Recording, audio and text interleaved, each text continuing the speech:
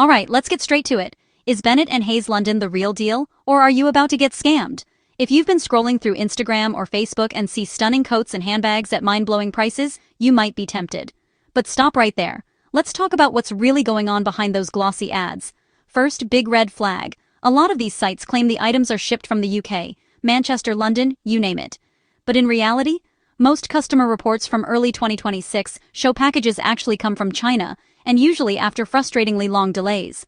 And when you finally get your order, don't expect that luxury wool coat you saw in the photos. I've seen so many complaints saying what arrives is cheap, synthetic, and barely resembles what was advertised. Imagine swapping cashmere for shiny nylon. Yeah, not cool. Now, about returns. If you're hoping for a hassle-free refund, think again. The return process is usually a nightmare. You're expected to pay for pricey international shipping, and good luck getting a response from customer service. Another trick? These scammy stores use names like Bennett and Hayes that sound super British and trustworthy.